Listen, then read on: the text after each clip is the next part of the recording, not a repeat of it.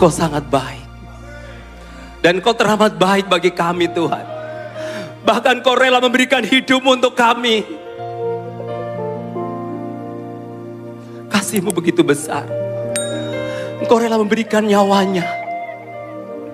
Ketika kami sudah jatuh dalam dosa, Kau angkat kami. Dan Kau pulihkan kami. Dan Kau ampuni kami Tuhan. Kami akan terus mengerjakan amanat agung. Kan itulah isi hati-Mu. Itulah detak jantung-Mu Tuhan. Dan kami ingin terus bergerak Tuhan. Dari tempat ini, dari GBI Goshen Blessing Tuhan, sampai ke ujung bumi. Haleluya Tuhan. Haleluya. Roh Kudus urapi hamba-Mu yang akan menyampaikan kebenaran firman-Mu. Supaya setiap perkataan yang keluar dari mulut hamba adalah perkataan firman Allah yang menguatkan, yang meneguhkan, yang menyembuhkan yang sakit, memulihkan yang terluka, membebaskan kehidupan yang terbelenggu, menghibur yang susah, mencukupi semua yang kekurangan di dalam nama Tuhan Yesus Kristus. Karena Engkau adalah gembalaku yang baik. Bersamamu aku tidak akan pernah kekurangan. Terima kasih Bapa. Ambil alih semua Roh Kudus. Ambil alih semua Roh Kudus. Ambil alih semua Roh Kudus. Kau berbicara. Terima kasih, kami butuh Engkau. Di tahun 2026 kami butuh Engkau Tuhan. Kami sangat membutuhkan Engkau. Dan kami akan terus bergantung sepenuhnya kepada Engkau. Dan tidak ada Allah lain di dalam hidup kami. Sekali Yesus, tetap Yesus. Dan tidak akan tergantikan oleh pribadi apapun dan siapapun. Apapun yang terjadi dalam hidup kami. Dan kami percaya bahwa sekali Yesus, tetap Yesus untuk selama-lamanya. Di dalam nama Tuhan Yesus Kristus yang siap diberkati Tuhan, yang siap mengerjakan amanat agung, sama-sama katakan yes. Beri sorak-sorai lebih dahsyat lagi buat Allah kita yang luar biasa.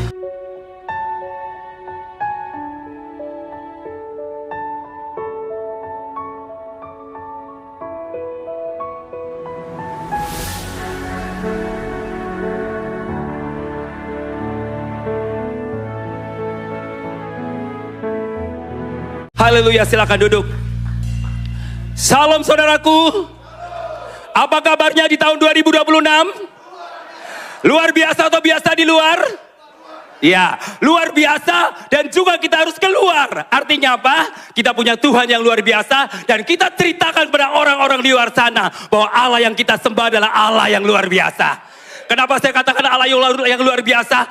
Dia memberikan hidupnya, nyawanya kepada saya dan saudara. Supaya saya dan saudara tidak layak untuk menerima keselamatan. Tetapi karena dia sangat cinta kepada saya dan saudara, sehingga dia rela memberikan hidupnya, nyawanya untuk saya dan saudara. Itu adalah pengorbanan dan kasih dan mujizat terbesar sepanjang hidup saya dan saudara. Yaitu ketika Yesus memberikan hidupnya dan untuk menyelamatkan kita semua. Saudara mungkin pernah disembuhkan dari sakit. Saudara mungkin pernah dipulihkan dari ekonomi yang mengalami penurunan. Tetapi saudaraku, itu adalah bonus-bonus dari Tuhan ketika engkau mencari dahulu kerajaan Allah dan kebenarannya. Tetapi satu perbuatan Tuhan yang luar biasa itu karya keselamatan di dalam hidup saya dan saudara. Dan karya keselamatan itu harus kita ceritakan kepada semua orang. Bahwa Yesus adalah Tuhan dan juru selamat satu-satunya. Tidak ada yang lain selain Dia. Ya, saudaraku, terima kasih untuk semua kepercayaan yang diberikan kepada saya untuk memberitakan kabar baik. Nama saya Yeremia Romelani. Dulu Romel saudaraku. Karena suka ngomel. Dan saya bertemu dengan Tuhan Yesus umur 18 tahun. Saya dibesarkan dari keluarga yang tidak mengenal Tuhan. Dari Bani Kedar. Kakek saya dan semua keturunannya tidak ada yang mengenal Tuhan. Dan anak saya satu, dan istri saya juga satu. Sekali satu tetap satu. Amin bapak-bapak. Amin. Dari ibu-ibu sekali satu tetap satu. Seperti Yesus, kita percaya sama Yesus. Sekali Yesus tetap Yesus. Tidak boleh nambah yang lain. Karena only Jesus. Karena di dalam Yesus segalanya, Dia dapat tanggung semuanya. Termasuk dosa kita, Dia tanggung. Dan usia saya SMA kelas 2. Dan pada waktu saya dari kecil saya dididik dengan kebiasaan-kebiasaan agama lama saya. Dan pada satu hari kakak saya itu pergi mengantar ibu lurah ke gereja. Setiap minggu pekerjaan kakak saya itu pergi mengantar ibu lurah ke gereja. Satu ketika dia pingsan di depan gereja, di halaman gereja. Dan dia melihat wajah Yesus. Dan sejak saat itu kakak saya percaya sama Yesus. Dan pada waktu dia percaya sama Yesus, dia ceritakan tentang Injil kepada semua keluarganya dan termasuk saya. Dan pada waktu kurang lebih 6 tahun dia ceritakan tentang Injil kepada saya. Dan sama sekali saya tidak suka dengan Injil. Sama sekali saya tidak suka dengan Yesus. Karena apa buat saya? Yesus itu bukan siapa-siapa. Sehingga ketika kakak saya selalu menceritakan Injil, saya langsung pergi dan lari, saudaraku. Karena saya tidak suka dengan yang namanya Yesus. Dan saya paling tidak suka juga dengan yang namanya orang Kristen, saudaraku. Dan satu ketika saya pernah lempar batu kepada salah satu teman saya yang Kristen. Sampai kepalanya bocor, saudaraku. Karena saya saking bencinya sama orang Kristen. Jadi kalau saya mengalami saat ini, kalau ada orang yang membenci saya karena nama Yesus buat saya, itu adalah kasih karunia buat saya. Berarti Yesus itu hidup di dalam hidup saya. Karena pada waktu saya sebelum kenal Yesus, saya sangat benci sekali orang kepada setiap orang yang mengenal Yesus. Karena Yesus adalah musuh saya. Tetapi ketika saya bertemu dengan Yesus pada usia 18 tahun, semuanya berubah. Semuanya berubah. Apa yang dulu merupakan seperti keuntungan, tetapi semuanya aku anggap rugi. Karena pengenalan akan Tuhan jauh lebih berharga daripada semuanya itu. Seperti yang Paulus katakan. Kedudukan dia sebagai orang bangsa Israel. Orang Ibrani asli. Ahli Taurat. Orang Farisi. Yang merupakan kebanggaan buat Paulus. Tetapi ketika Paulus bertemu dengan Yesus. Ada perubahan 180 derajat. Dan dia katakan bahwa pengenalan akan Tuhan itu jauh lebih mulia daripada semua yang dia dapatkan sebelum kenal Tuhan Yesus Kristus. Maka dari itu saudaraku, tandanya orang mengenal Tuhan Yesus dengan benar, hidupnya tidak akan sama sebelum kenal Yesus dan sesudah mengenal Tuhan Yesus Kristus. Dan masing-masing dicek, hidup saya sebelum kenal Yesus dan sesudah kenal Yesus, apa ada perbedaan atau tidak? Ada perubahan atau tidak? Jikalau hidup kita dulu sebelum kenal Yesus dan setelah kenal Yesus itu sama saja, berarti saya dan saudara itu belum mengenal Tuhan dengan benar. Itu hanya hanya di bibir saja dia percaya. Dan setan juga bisa percaya hanya di bibir saja saudaraku. Tetapi kepercayaan itu kita harus yakini dan respon. Jadi apa yang kita imani dan kita lakukan melalui tindakan, melalui action. Dan hari ini kita bersyukur karena tempat ini memberikan tema luar biasa. Mengerjakan amanat agung di tahun 2026. Kenapa saudaraku? Karena banyak gereja-gereja yang sudah meninggalkan amanat agung. Mereka sibuk dengan kegiatan-kegiatan, program-program yang seringkali menghambat amanat agung. Tapi gereja ini tahun 2026 mengerjakan amanat agung. Kenapa saudaraku? Karena amanat agung itu adalah detak jantung hatinya Tuhan. Ibaratnya kalau gereja tidak ada amanat agung berarti sedang menuju kematian. Kematian apa saudaraku? Kematian rohani. Ketika gereja tidak bergerak dan amanat agung, maka sedang menuju kematian rohani dan detak jantungnya Tuhan sudah mulai berhenti saudaraku. Tetapi ketika gereja itu bangkit untuk memberitakan dan mengerjakan amanat agung, berarti sedang memulihkan kebangunan rohani yang luar biasa. Karena kebangunan rohani yang sesungguhnya adalah ketika orang-orang di luar sana bertemu dengan Yesus Kristus sebagai Tuhan dan Juru Selamatnya. Dan sejak saya mengenal Yesus, hidup saya berubah. Tadinya saya nggak yakin kalau saya mati masuk surga. Tetapi ketika bertemu dengan Yesus, saya percaya. Ketika saya dipanggil Tuhan hari ini dan saya percaya saya pasti masuk surga. Kenapa? Karena ketika saya percaya Yesus itu sebuah jaminan. Alkitab berkata, akulah jalan kebenaran dan hidup. Tidak ada seorang pun yang datang kepada Bapa kalau tidak melalui aku. Itu adalah satu statement dari Tuhan Yesus Kristus sendiri. Bahwa ketika kita percaya Dia, bahwa kita diberikan jaminan memperoleh hidup yang kekal. Coba saudaraku, siapa yang yakin kalau dipanggil Tuhan hari ini, yakin masuk surga, angkat tangan. Siapa yang pengen cepat masuk surga? Kalau pengen cepat masuk surga berarti mati dulu saudaraku. Tapi saya percaya kita semua ingin umur panjang. Apa setelah kita umur panjang? Berarti masih ada tugas dan tanggung jawab kita di hadapan Tuhan untuk mengerjakan sesuatu. Kalau kita hidup berbuah dan memberikan dampak untuk orang-orang di sekeliling kita. Dan kalau kita mati dalam Kristus, itu adalah sebuah keuntungan. Kata Paulus, baik hidup maupun mati itu sama saja ketika kita hidup di dalam Yesus Kristus. Jadi nggak perlu dikhawatirkan. Mungkin saudara banyak khawatir, aduh ada goncangan besar, ada bencana alam, tanda-tanda zaman sudah dekat. Yes, betul sekali. Tetapi jangan pernah saudara takut dengan situasi dan kondisi akhir zaman ini. Kenapa saudaraku? Karena memang itu harus digenapi sesuai dengan perkataan Alkitab. Dan gak perlu takut. Karena saudaraku, Alkitab berkata sekalipun kau berada dalam lembah kekelaman, dia tidak Daud katakan, aku tidak takut bahaya. Karena ada gadamu dan tongkatmu yang menyertai aku, yang menghibur aku, yang menguatkan aku. Sehingga kita tidak perlu takut dan Tuhan tidak akan pernah meninggalkan kita. Mungkin kita seringkali meninggalkan Tuhan. Tetapi Tuhan ialah pribadi yang setia. Dan pribadi yang setia, hakikatnya adalah setia. Dan sekalipun manusia tidak setia, dan dia tetap setia. Karena pribadinya dia adalah pribadi yang setia. Dan dia adalah Allah yang baik. Dan Allah yang baik itu Allah yang tidak pernah tidak baik. Sekalipun kau mungkin melakukan sesuatu yang tidak baik. Dan dia tetap baik, saudaraku. Tetapi bukan berarti kita sengaja tidak baik. Karena kekristenan, orang Kristen itu dipanggil untuk melakukan perbuatan baik. Mari kita buka Alkitab di dalam Lukas 10. Lukas 10 ayat 1 sampai 2. Sebenarnya ayat 1 sampai ayat 13, tapi saya tidak akan baca semuanya. Oke, mari kita baca bersama-sama. Ayat 1 dan 2. Ya. 2, 3.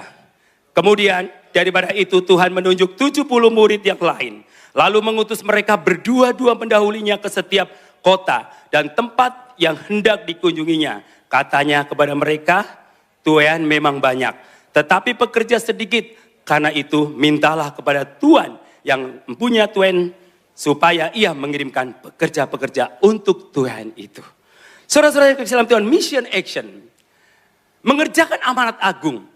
Berarti sebuah tindakan nyata, real.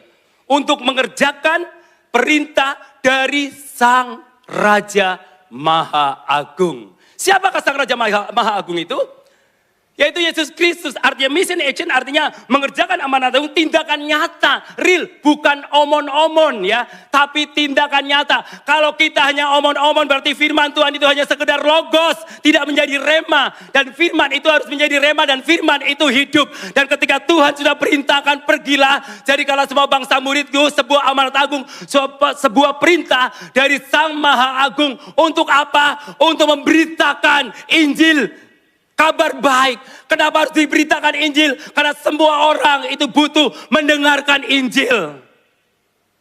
Yesus tidak pernah memberitakan agama. Tapi Yesus selalu memberitakan Injil dan pertobatan. Buat apa kita punya agama, statusnya dalam KTP kita atau paspor kita? Oh, paspor tidak ada agama ya.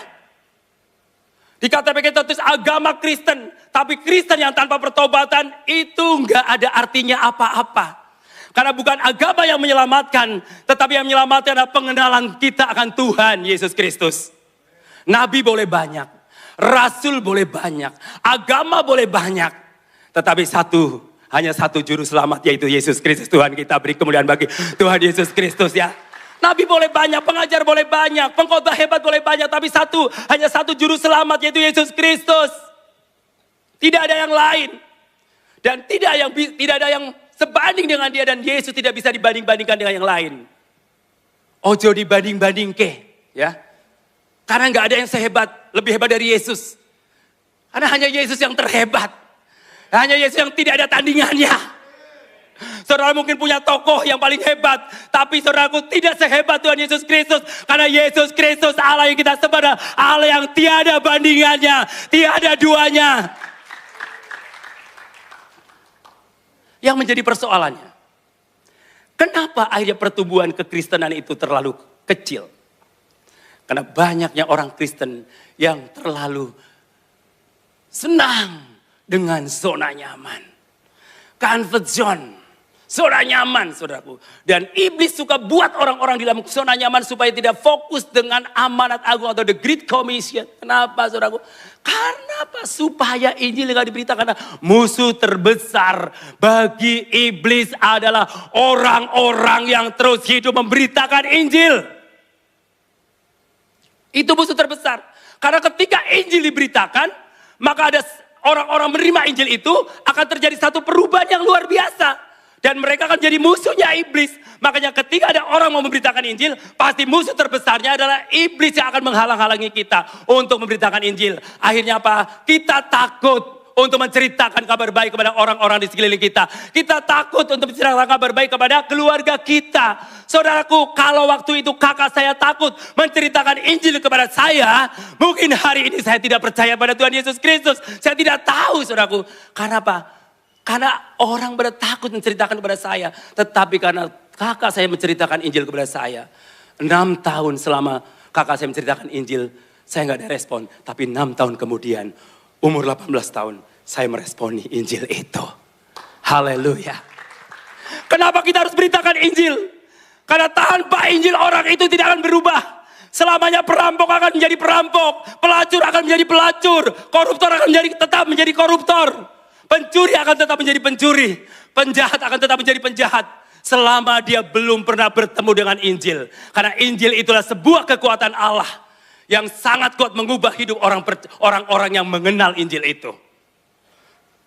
Jadi Injil itu kekuatan. Jadi orang tanpa Injil, dia gak akan mengalami perubahan.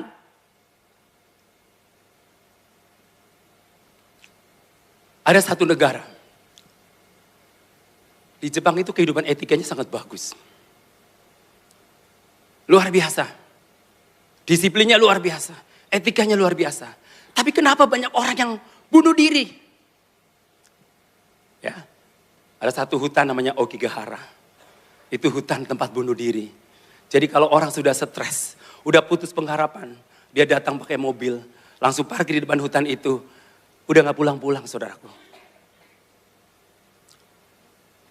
Kenapa? Karakternya mungkin hebat. Attitude-nya hebat. Tapi spiritnya dia tidak hebat. Karena apa yang bisa mengubah spirit kita, roh kita, hanyalah Allah yang hidup dan luar biasa, saudaraku. Jadi itu hebat, baik, itu tidak menjamin orang untuk masuk ke dalam kerajaan Allah. Tetapi yang menjamin orang masuk dalam kerajaan Allah adalah kebenaran. Semua agama mengajarkan kebaikan, betul? Yes. Semua agama mengajarkan kebaikan. Baik itu belum tentu benar. Saudara, bakti sosial. Pasti semuanya orang akan menerima dan menyambutnya. Karena baik. Baik pasti semua diresponi oleh semua orang. Baik itu belum tentu benar. Yes. Tapi benar pasti baik. Tapi benar itu pasti ada konflik. Dan kebenaran tidak semua orang setuju dengan benar atau kebenaran. Karena kebenaran pasti menghadirkan konflik. Kehadiran Yesus mendatangkan konflik. Konflik apa? Pada waktu engkau mengenal Yesus, menerima Yesus, engkau mungkin akan ditinggalkan oleh teman-temanmu. Engkau mungkin akan ditinggalkan oleh keluargamu. Bahkan kedudukanmu mungkin semakin merosot. Karena apa? Kita mungkin dikatakan minoritas. Tapi hari ini saya mau katakan kita bukan minoritas, tapi kita adalah mayoritas. Karena kita punya Allah yang mayor, Allah yang besar. Bukan kita orang minoritas, tapi kita adalah orang yang mayoritas. Karena kita punya Allah yang mayor, Allah yang besar. Jadi kita jangan takut. Tuhan menyertai kita kemanapun kita pergi. Ketika Tuhan di pihak kita, siapakah lawan kita? Kenapa kita baru memberitakan Injil? Ada beberapa alasan, saudaraku. Yang pertama, karena kita sudah jatuh di dalam dosa. Manusia sudah jatuh di dalam dosa. Dan manusia itu tidak bisa selamat melalui perbuatan baik. Tapi karena manusia sudah jatuh dalam dosa dan hidup manusia itu penuh dengan kekotoran dan perbuatan baik itu seperti kain lara. Sorry to say, kain lara itu seperti bekas pembalut wanita. Berarti najis, kotor, menjijikkan. Itu perbuatan baik manusia. Ketika manusia sudah jatuh di dalam dosa. Dan tidak ada satupun manusia yang tidak berdosa. Semua manusia sudah berbuat dosa dan telah kehilangan kemuliaan Allah. Dan apabila dosa itu tidak diselesaikan, maka upah dosa itu adalah maut. Maut artinya yaitu terpisahnya dengan Tuhan untuk selama-lamanya. Dan dosa itu harus diselesaikan. Dosa itu diselesaikan tidak bisa melalui perbuatan baik. Melalui kesolehan kita tidak. Oh, karena kita rajin ke gereja, dosa itu bisa diselesaikan. Tidak, saudaraku. Dan dosa itu bisa diselesaikan hanya oleh darah Yesus Kristus yang mati di atas kayu salib untuk menghapus semua dosa manusia. Maka itu kenapa kita perlu menginjil. Karena semua manusia sudah berbuat dosa dan butuh Yesus. Karena Yesus itu datang bukan hanya untuk orang Kristen. Dan Yesus datang itu untuk semua orang di muka bumi ini.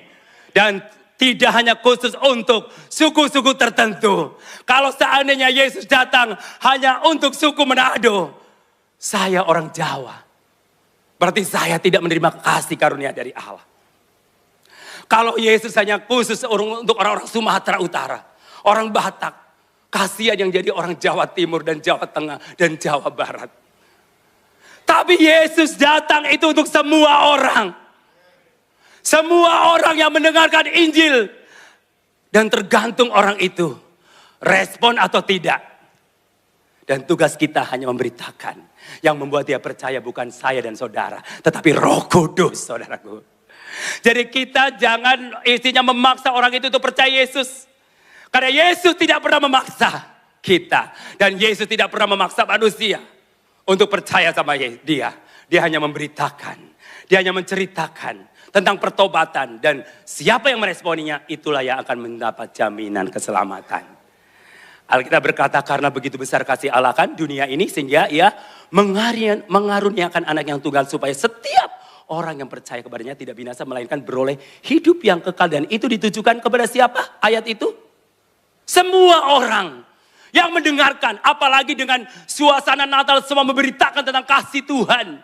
Di berbagai sosial media, di gereja, dimanapun. Nah itu kesempatan yang luar biasa. Mau nyanyi di jalan-jalan juga gak apa-apa. Dan saya di Sukabumi, saya di depan toko, saya nyanyi Christmas Carol, nyanyi di pinggir jalan. Kenapa? Waktunya kita menceritakan kasih Tuhan kepada semua orang. Ya saya pernah pergi sama Bapak Ibu Gembala, Pak Lukas dan Bu Susan ke Filipina. Satu gereja itu gereja kecil, nggak besar. Setiap hari dia ada free cafe ya. Gratis kopi dan pandasel ya. Roti Filipina. Jadi setiap hari jemaatnya itu pergi ke pasar-pasar untuk promosi. Wah, free cafe, kopi. Dari sekian ratusan orang, tidak semua meresponinya. Padahal mendengarkan free kopi. Tapi dia semua orang meresponi. Dan datang untuk minum kopi bareng sama kita. Tapi semua orang mendengarkan. Ya, saya lihat Pak Gembala, wah Ibu Susan semangat sekali. Oh. Tapi gak semua orang. Padahal itu gratis. Dan saya cuma dapat satu. Ya. Nah, itu Ibu Gembala semangat sekali. Di pinggir jalan. Wah, kita ada yang mampir 1, 2, 3. Kita ceritakan tentang Injil. Dari mungkin ratusan orang yang dipromosikan tentang free cafe. Tetapi tidak semua orang meresponinya padahal mereka mendengarkannya. Dan sama dengan Injil diberitakan semua orang berhak mendengarkan Injil. Tetapi tidak semua orang meresponinya. Dan puji Tuhan. Saya dan saudara yang ada di tempat ini adalah orang-orang yang meresponi berita Injil. Kabar baik yang merupakan suatu anugerah yang besar. Ketika engkau dipilih oleh Tuhan. Itu bukan karena kita yang memilih dia. Tapi Tuhan yang memilih saya dan saudara. Itu pilihan yang tepat. Dan Tuhan tidak pernah salah untuk memilih. Dan ketika kita berada di tempat ini. Berarti kita adalah orang-orang yang sudah dipilih Tuhan. Coba renungkan saudaraku. Dari sekian miliaran orang. Dan kita adalah salah satu orang yang dipilih oleh Tuhan. Betapa bangganya. Betapa senangnya. Sekalipun saya hitam. Menurut orang saya itu jelek, memang jelek ya kan. Tapi menurut Tuhan saya ganteng. Ya karena saya laki-laki. Ya kan. Kalau menurut Tuhan saya cantik, ya salah. Betul nggak? Misalkan ada orang yang mungkin tubuhnya besar dibilang, ibu sekarang kok langsing banget. Jangan percaya, itu berarti fitnah. Kalau ada orang bilang saya, Pak Romel sekarang ganteng banget. Itu fitnah, saudaraku. Fitnah lebih kejam daripada pembunuhan. Saya bicara ini. Kita apa adanya di hadapan Tuhan. Dan Tuhan juga mau menerima kita apa adanya. Makanya jadilah diri kita sendiri dan apa adanya. Yang hitam gak usah dikupas kulitnya jadi putih. Karena saudara istimewa. Coba saudara kalau semuanya putih semua. Di gereja ini bingung kan? Putih semua. Baik hitam putih, rambut pirang, rambut keriting, mata belum, mata sipit. Semua jadi cinta Tuhan.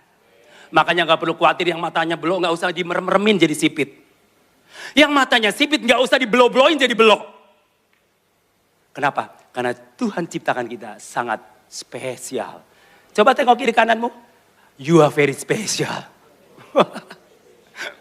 Bersyukurlah. Makanya bersyukur. Kalau kita mungkin, justru jadi orang jelek itu enak. Kenapa?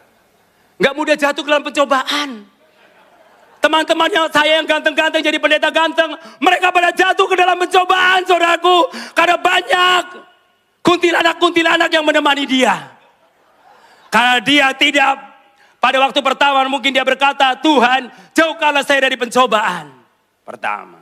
Kedua kuntilanaknya mendekati lagi, Tuhan jauhkanlah saya dari pencobaan.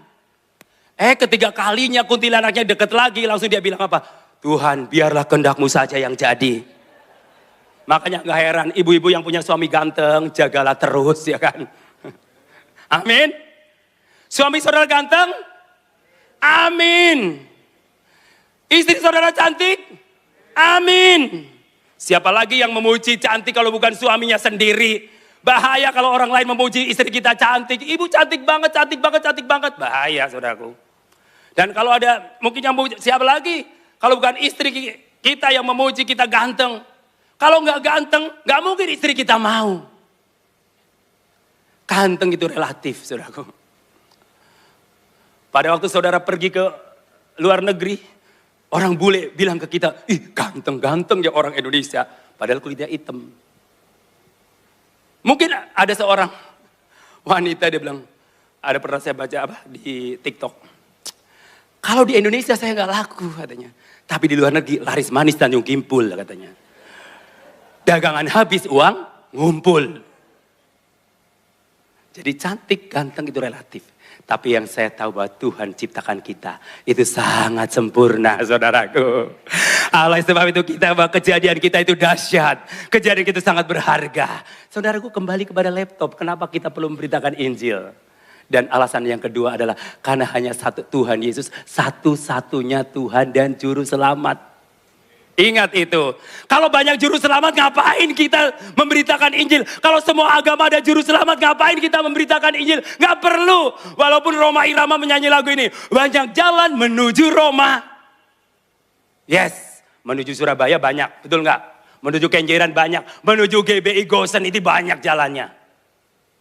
Menuju Jakarta banyak jalannya. Menuju Bali banyak jalannya. Yes. Betul. Tetapi jalan menuju surga hanya satu. Yaitu melalui Yesus Kristus Tuhan kita. Makanya saudaraku yang sudah percaya Yesus harus bangga. Karena dia satu-satunya Tuhan dan Juru Selamat, tidak ada yang lain. Maka itu kita perlu mengerjakan amanat agung. Karena dia hanya satu-satunya. Gak ada yang lain. Bukan salah satu. Kalau salah satu berarti banyak Juru Selamat. Siapa yang berkata hanya satu-satunya? Apa kata Pak Pendeta Lukas atau kata Pak Yeremia? Yang berkata siapa saudara? Kata Alkitab, satu-satunya Tuhan dan Juru Selamat dialah Yesus Kristus. Gak ada yang lain. Oke. Dialah Tuhan dan Juru Selamat. Kenapa kita perlu memberitakan Injil? Alasan yang berikutnya, karena memberitakan Injil adalah sesuatu pekerjaan yang sangat penting dan mendesak. Kenapa? Kita bertemu orang, kita tidak tahu kapan orang itu akan meninggal. Kita bertemu orang, kita nggak tahu kapan orang itu akan mati dipanggil Tuhan. Makanya kalau ada orang ingin bertemu dengan saudara, mungkin sakit, atau mungkin dia lagi ada masalah stres, saudara berikan waktu. Berikan waktu. Karena kita tidak tahu orang yang mau bertemu dengan kita, itu umurnya masih panjang atau tidak. Dan ketika kita bertemu, kita ceritakan tentang kabar baik. Ketika dia ada masalah, ada persoalan, kita ceritakan tentang kabar baik. Ada satu pribadi yang sangat mengasihi engkau, yang sangat mengasihi Anda. Dan engkau ceritakan tentang hidupmu pada waktu hidupmu sebelum kenal Yesus dan setelah kenal Yesus. Testimoni, kesaksian kepada orang-orang di sekeliling kita. Bahwa ketika kita berjumpa dengan satu pribadi yang bernama Yesus dan ada satu perubahan yang luar biasa. Dan dia yang memulihkan hati yang terluka, dia yang menyembuhkan yang sakit, membangkitkan orang mati, membebaskan kehidupan yang terbelenggu. Sekalipun orang itu sudah jatuh terpuruk di dalam dosa. Dan ketika dia mau datang dan mengaku di hadapan Tuhan dan tangan-tangan terbuka, Tuhan Yesus Kristus menyambut dengan penuh sukacita. Beberapa hari yang lalu, sebenarnya 6 bulan saya sudah pernah injili orang ini. Ibu-ibu. Tiba-tiba pergi satu kota bersama teman-teman. Tiba-tiba dia menyerahkan dirinya untuk dibaptis. Saya kaget juga. Selama saya beritakan tentang cinta Tuhan, dia terima Yesus. Dan saya tidak menyuruh dia untuk dibaptis. Karena saya bimbing dia supaya dia bertumbuh dan menghasilkan buah. Tetapi pada satu ketika, momen yang sangat penting. Kairosnya Tuhan terjadi dalam ibu itu. Dan ibu itu hari itu juga mengambil keputusan menerima baptisan air, saudaraku. Ingat bahwa satu jiwa sangat berharga di hadapan Tuhan. Pada waktu saya bertemu dengan satu anak muda yang di Filipina. Saya sudah teriak-teriak, hanya satu yang terjaring. Dan ternyata dia lagi dalam keadaan yang putus asa, nggak tahu arah tujuannya, masa depannya nggak tahu. Walaupun dia adalah orang yang mungkin di KTP-nya adalah Kristen. Tapi ternyata saudaraku dia hidupnya bingung. Tetapi ketika saya ceritakan tentang Injil dan dia saat itu juga dia mau menyerahkan hidupnya kepada Tuhan dan mau melayani Tuhan. Raja di atas segala raja dan hidupnya ketika bertemu dengan Yesus. Hidup saudara dan saya itu tidak akan sama. Yes.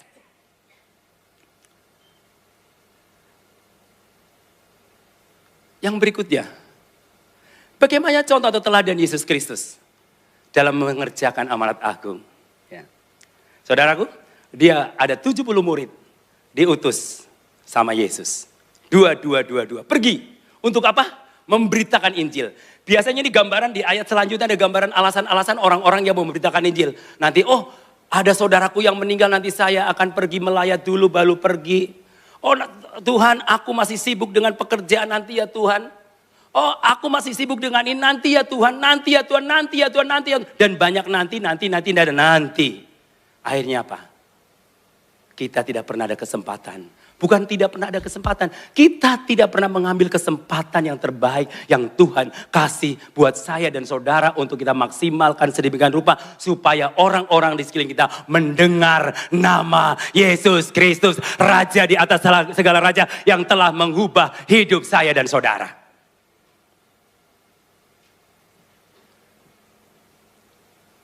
Yang telah mengubah hidup saya dan saudara. Yesus 70 orang. Diutus 2.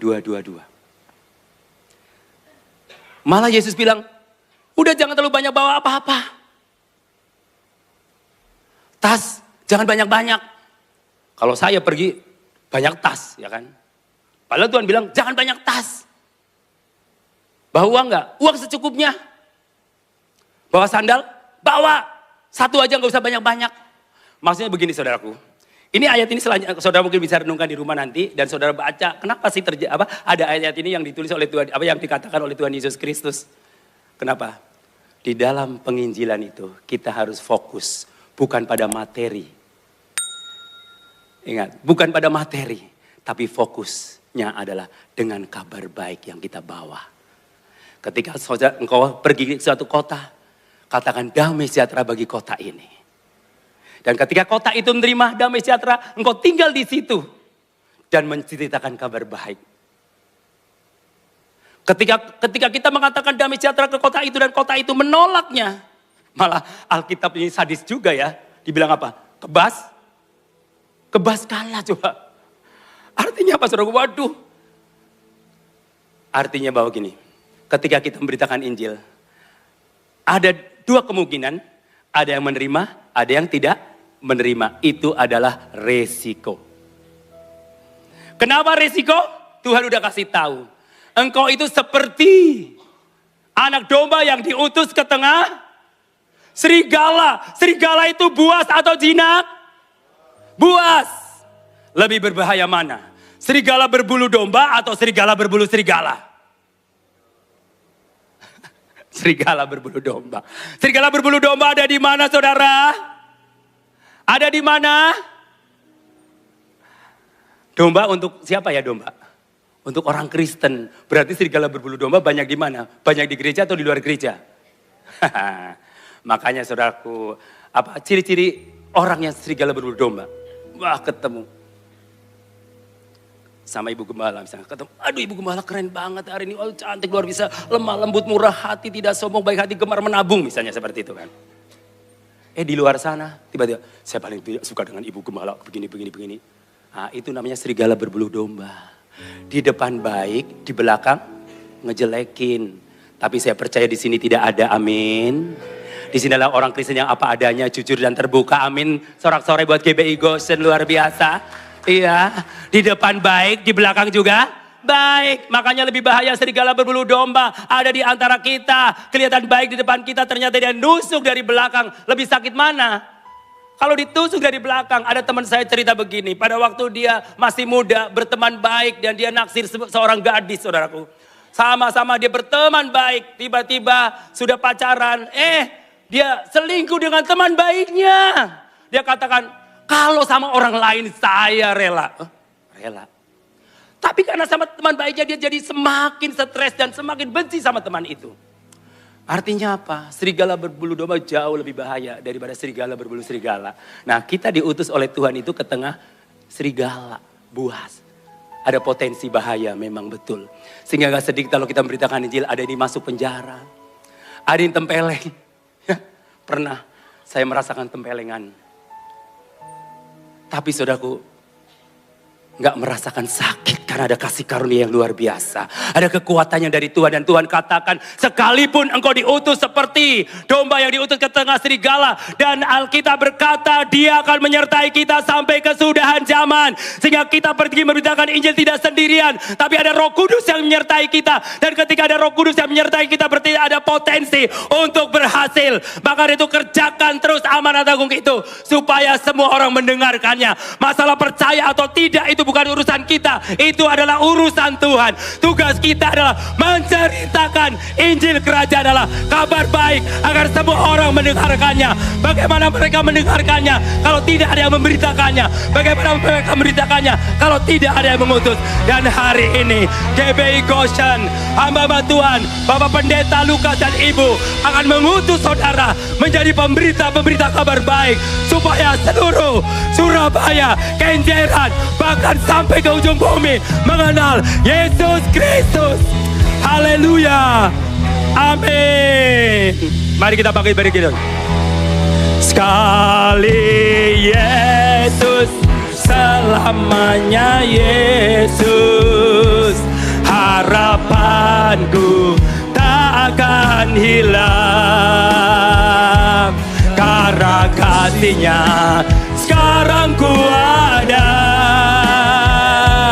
Oh Yesusku, ku cinta Kau. Mari kita angkat tangan sama-sama sekali Yesus. Yes, ini adalah komitmen saudara, bukan komitmen seseorang atau orang-orang tertentu, tapi kita semua berkomitmen sekali Yesus, tetap Yesus.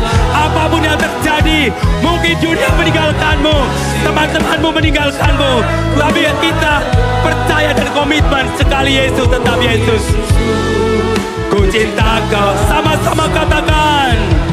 Sekali Yesus, selamanya Yesus. Harapanku tak akan hilang. Karena kasih-Nya sekarang ku ada. Yesusku, ku cinta kau selamanya. Yesusku, ku cinta kau. Sekali lagi katakan sama-sama, oh Yesusku. Oh Yesusku, ku cinta kau selamanya. Haleluya.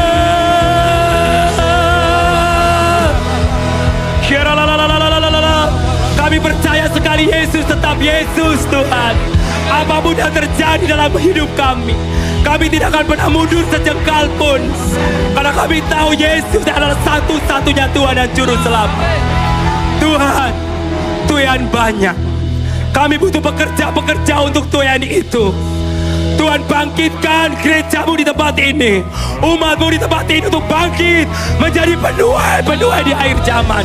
Di dalam nama Yesus Kristus, mulai dari anak-anak, remaja, pemuda, orang tua, bersatu bergerak bersama-sama untuk Injil Kerajaan Allah. Bapa, terima kasih Tuhan Yesus. Berikan kami roh keberanian untuk memberitakan Injil. Perlengkapi kami dengan tanda-tanda ajaib Tuhan. Kami dapat menumpangkan tangan atas orang sakit dan orang sakit itu akan sembuh. Dan kami bisa mengusir setan demi namamu dan setan itu akan lari. Terima kasih Tuhan Yesus. Roh Kudus, pakailah kami. Taruh di dadamu. Mulai belajar ambil beban. Doakan keluargamu yang belum mengenal Yesus. Masing-masing berdoa untuk 5 orang. Ambil waktu doakan untuk teman-temanmu yang belum kenal Yesus. Saudara, ingat siapa saja yang belum kenal Yesus, teman-temanmu. Haleluya. Haleluya. Tuhan, lihatlah anak-anakmu yang menaruh hati Tuhan. Tuhan, taruhlah hatimu dalam hati anak-anakmu. Hati yang penuh dengan belas kasihan ketika melihat jiwa-jiwa yang terima kasih Bapak. Di dalam nama Tuhan Yesus Kristus, yang sudah percaya dan sepakat sama-sama katakan, beri kemuliaan bagi Tuhan Yesus Kristus. Haleluya.